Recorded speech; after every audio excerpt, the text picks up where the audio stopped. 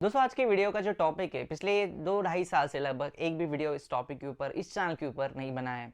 इस डिपार्टमेंट का नाम है दोस्तों प्रोडक्शन डिपार्टमेंट। कुछ सालों पहले ऐसा ज़माना हुआ करता था कि प्रोडक्शन डिपार्टमेंट में अच्छी सैलरीज भी मिलती थी और जॉब्स भी बहुत निकलती थी। लेकिन आज की डेट में क्या कुछ चेंज हुआ इस डिपार्टमेंट के अंदर, और अगर आप फार्मेसी पढ़ रहे हो तो आपको प्रोडक्शन डिपार्टमेंट में एग्जैक्टली अभी क्या सीन है इसके बारे में ये वीडियो है। आपको मैं आइडिया देने की कोशिश करूंगा कि एग्जैक्टली फार्मास्यूटिकल प्रोडक्शन डिपार्टमेंट में जॉब किस तरह से निकलती है और क्या कुछ यहाँ पे करियर ग्रोथ के चांसेस होते हैं, इसके बारे में हम लोग डिटेल में बात करेंगे।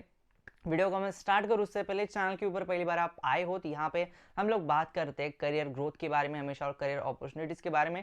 तो मेक श्योर करना आप इस यूट्यूब चैनल को सब्सक्राइब कर रहे हो। सबसे पहली और इम्पोर्टेंट बात कि क्या फार्मास्यूटिकल प्रोडक्शन डिपार्टमेंट में अभी 2022 में जाना सही रहेगा, और इसके लिए मेरा आंसर है नो। क्योंकि 2022 में जो कुछ सीन चल रहा है टोटली फार्मास्यूटिकल इंडस्ट्री में, वहाँ पे अगर कोई ऐसा डिपार्टमेंट है जहाँ पे सबसे कम सैलरीज है और करियर ग्रोथ के भी बहुत कम चांसेस है, तो मैं अनफॉर्चुनेटली बोलना चाहूँगा कि वो प्रोडक्शन डिपार्टमेंट ही होगा। इसका रीज़न बहुत सिंपल है कि प्रोडक्शन डिपार्टमेंट में ज़रूरी नहीं कि हर बार बी फार्मेसी वाले कैंडिडेट की ही ज़रूरत पड़े। स्पेशली अगर मैं इनिशियल लेवल्स की बात करूँ, वहाँ पे बीएससी एमएससी वाले लोगों को भी लिया जाता है। इससे होता क्या है कि बी फार्मेसी का जो कोर एरिया है या फिर जो कोर रिसर्च वर्क होता है या फिर कोर एरिया ऑफ वर्क जो होता है, उसमें कहीं ना कहीं प्रोडक्शन डिपार्टमेंट थोड़ा सा फिट नहीं बैठता, क्योंकि लोग वहाँ पे जो काम करते हैं या फिर वहाँ पे जो कल्चर होता है काम का, वो थोड़ा सा लाइकली थोड़ा सा कम होता है as compare to level of B pharmacy education. हम ऐसा बोल सकते हैं कि इसका मतलब ये नहीं कि प्रोडक्शन डिपार्टमेंट में किसी को भी नहीं जाना चाहिए। उसके बारे में भी आगे बात करूंगा कि वहाँ पे करियर ग्रोथ की क्या कुछ चांसेस हो सकते हैं। लेकिन मैं आपको एक ओवरऑल आइडिया सुपरफिशियल लेवल के ऊपर बताने की कोशिश करूँ। अगर मुझे कोई डिपार्टमेंट चूज करना है तो मैं इस साल तो कम से कम प्रोडक्शन डिपार्टमेंट चूज नहीं कर पाऊंगा। रीज़न बहुत सिंपल है कि इसके साथ ग्रोथ के जो पर्सपेक्टिव है बहुत अलग हो जाते हैं, बहुत अलग मायने इस डिपार्टमेंट के साथ हो जाते हैं। अब दूसरा सवाल आता है कि अगर मैं ऐसा बोल रहा हूँ कि इस डिपार्टमेंट में अगर 2022 में जाना सही नहीं रहेगा, तो क्या ये डिपार्टमेंट टोटली डेड हो चुका है? क्या इस डिपार्टमेंट में कोई भी करियर नहीं बचा है? तो मैं ऐसा बोलना नहीं चाहूँगा। मुझे लगता है कि कौन से भी डिपार्टमेंट में करियर होता है, करियर बनाने वाले लोग वहाँ पे जब जाते हैं तो वो अपना करियर बना लेते हैं। देखो, मुझे भी पता है कि प्रोडक्शन डिपार्टमेंट में कुछ लोग ऐसे होते हैं जो अपने करियर के लैटरल स्टेजेस में बहुत अच्छी खासी सैलरी लेते हैं, लेकिन वहाँ पे जो फिजिकल वर्क होता है, लेवल ऑफ स्ट्रेस होता है, उसके बारे में हम लोग थोड़ी सी बात कर लेते हैं। अगर मैं कोई और डिपार्टमेंट की बात करूँ, स्पेशली आईटी कंपनीज की बात करूँ, जहाँ पे फार्माकोविजिलेंस आता है, क्लिनिकल डेटा मैनेजमेंट आता है, या फिर ईटीएमएफ आता है, मार्केट रिसर्च आता है, ऐसे कौन से भी डिपार्टमेंट का अगर मैं लेवल ऑफ वर्क या फिर एफर्ट्स बात करूँ फिजिकल एफर्ट्स की, तो वहाँ पे प्रोडक्शन डिपार्टमेंट के जो फिजिकल एफर्ट्स है बहुत ज़्यादा लगते हैं। वहाँ पे आपको दिन भर में इतनी थकान होती है कि उसकी कुछ हद नहीं होती है। आप लोग बोलोगे कि it is a way of work, क्योंकि वहाँ पे डिपार्टमेंट में रिक्वायरमेंट ही वैसी होती है। हाँ, मैं बिल्कुल मानता हूँ कि रिक्वायरमेंट वैसे भी होती है, लेकिन क्या कुछ होगा कि अगर आपको बहुत ज़्यादा काम मिले और उसके बदले में जो आपको सैलरीज मिल रही है उसका लेवल कहीं ना कहीं मैच ना हो, जो कि प्रोडक्शन डिपार्टमेंट के साथ हमेशा होता आ रहा है कि वहाँ पे जो काम होता है, लेवल ऑफ वर्क होता है, और उसके साथ उसकी जो सैलरीज होती है वो कभी भी मैच नहीं करती, क्योंकि हमेशा सैलरी कम ही होती है एज द वर्क जितना होता है उससे कम सैलरीज लोगों को मिलती है।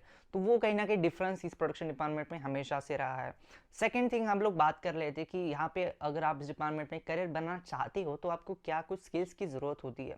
मैं रिकमेंड करूँगा कि अगर आपको इनिशियल लेवल की कोई पोजीशन आती है प्रोडक्शन डिपार्टमेंट में, जैसे कि एसोसिएट लेवल के लिए या फिर कोई और इनिशियल लेवल की, तो मैं आपको रिकमेंड करूंगा कि आपको नहीं जाना चाहिए, क्योंकि इनिशियल डेज में सिर्फ बी फार्मेसी करके वहाँ पे जो काम होता है या फिर वहाँ पे जितना कुछ काम होता है उससे एक बात तो हो ही जाएगी, या तो आप पूरा करियर ही अपना चेंज कर दोगे या फिर आप जॉब ही नहीं करोगे। ये दो चीज़ें लोगों के साथ हमेशा होती है जो प्रोडक्शन डिपार्टमेंट में काम करते हैं। एक तो वो जॉब क्विट कर लेते हैं और वो बोलते हैं कि मैं यही नहीं कहीं पर भी जॉब नहीं करना चाहता हूँ, क्योंकि जो स्ट्रेस और जितना कुछ फ्रस्ट्रेशन उस डिपार्टमेंट में आता है फिर लोगों के साथ होता है, वो कहीं ना कहीं मैं बहुत जगह पे देखा हूँ। तो ये चीज़ आपको पहले भी ध्यान में रखनी चाहिए कि इनिशियल लेवल की कोई भी पोजीशन हो प्रोडक्शन डिपार्टमेंट में नहीं जाना चाहिए। सेकेंड थिंग, अगर आप सिर्फ बी फार्मेसी कंप्लीट करके प्रोडक्शन डिपार्टमेंट में जाओगे तो आपकी बहुत बचेगी, क्योंकि यहाँ पे जो आपके साथ काम करने वाले लोग होंगे वो भी इनिशियल लेवल्स के ऊपर होंगे और आप भी इनिशियल लेवल्स के ऊपर होंगे। इसलिए होता ही है कि आपको जो काम दिया जाता है वो ज़्यादा होता है, फिर ज़्यादा इन द सेंस मैं बोल सकता हूँ कि कहीं ना कहीं लेवल मैच नहीं हो पाता और आप एक फ्रस्ट्रेशन के चक्कर में और सैलरीज के चक्कर में कहीं ना कहीं थोड़ा सा डिपार्टमेंट के ऊपर भी गुस्सा निकाल सकते हो। थर्ड थिंग, अगर आप मास्टर ऑफ फार्मेसी करके प्रोडक्शन डिपार्टमेंट में जाते हो एक मीडियम लेवल या फिर एक सीनियर लेवल पोजीशन के लिए, तो ये एक अच्छी बात होगी हमेशा, जो कि लोगों को चांस मिलता है लेकिन बहुत कम लोगों को मिलता है। मैं ऐसे नहीं बोल रहा हूँ कि 100 जॉब निकल रही तो 100 जॉब आपको मिड लेवल और सीनियर लेवल की मिलती है, लेकिन करियर के लैटरल स्टेजेस में आप प्रोडक्शन डिपार्टमेंट को कोई चांस मिलता है, जैसे कि आपको मैनेजर होने का चांस मिलता है कि कोई और चांस मिलता है। अगर आप क्वालिटी एश्योरेंस में काम कर रहे हो, क्वालिटी कंट्रोल में काम कर रहे हो और फॉर्चुनेटली आपके पास कोई अपॉर्चुनिटी आती है आपकी ऑर्गेनाइजेशन में, तो उस टाइम पे वो सोचने वाली बात बिल्कुल होगी। लेकिन इनिशियल डेज में I would not recommend to go in production department for a job as of 2022। अब हम बात कर लेते हैं सैलरीज के बारे में, जो कि बहुत इंपॉर्टेंट है कि क्या सैलरीज भी यहाँ पे अच्छी खासी मिलती है प्रोडक्शन डिपार्टमेंट में। तो मैं आपको बताना चाहता हूँ कि स्टार्टिंग में ऐसा हुआ करता था 2015-16 में कि प्रोडक्शन डिपार्टमेंट की जो स्टार्टिंग सैलरीज हुआ करती थी वो भी 14, 15, 16, 17 के अराउंड हुआ करती थी। अब ये बात ये है कि 4, 5, 6 साल हो गए इस बात को, और ये जो सैलरी की रेंज है वो 8, 10, 11, 12 के अराउंड आ चुकी है। 12 तो मैं बहुत ज़्यादा बोल रहा हूँ, मैंने बहुत सारे प्रोडक्शन डिपार्टमेंट्स देखे, बहुत पे कम सैलरी मिलती है। रीज़न इसके है कि मार्केट में जो कंपटीशन है, फिर मार्केट में जो सप्लाई है स्टूडेंट्स का बहुत ज़्यादा है, rather than the job creation. Job जितनी क्रिएट हो रही है उससे दुगना तिगना और 4 गुना लोग मार्केट में उतर रहे। इस वजह से होता है कि कंपटीशन तो बढ़ रही है और इंडस्ट्री के पास चॉइसेस बहुत है। उन्हें पता है कि अगर मुझे एक कैंडिडेट नहीं मिलेगा तो उसकी जगह पे मुझे 100 कैंडिडेट मिल सकते हैं, तो इस वजह से वो कहीं ना कहीं सैलरीज में भी कॉम्प्रोमाइज़ करते हैं। और प्रोडक्शन डिपार्टमेंट में होता है कि जैसे कि मैंने आपको वीडियो के स्टार्टिंग में बताया कि सिर्फ फार्मास्यूटिकल बैकग्राउंड का ही अगर आपको ना मिले फिर भी आपका काम चल जाता है। वहाँ पे आपको एक साइंस बैकग्राउंड का कोई भी BSc MSc कैंडिडेट मिलता है तो आपके साथ वो आपका सारा काम करके दे सकता है विद लो सैलरी, तो कहीं ना कहीं वो बी फार्मेसी वाले बच्चों के साथ नाइंसाफी हो जाती है। तो ये था आज के वीडियो का मोटो की प्रोडक्शन डिपार्टमेंट में 2022 में क्या कुछ बचा है, इसको आपको मैं इस वीडियो में बताना चाहता था। वीडियो को मैं एंड करूँ उससे पहले चैनल के ऊपर आए तो इस मेक श्योर करना इस वीडियो को सब्सक्राइब कर रहे हो, चैनल को लाइक कर रहे हो और इस वीडियो को लाइक कर रहे हो, इस वीडियो को आपके दोस्तों के साथ शेयर कर रहे हो। धन्यवाद दोस्तों ये वीडियो देखने के लिए, धन्यवाद।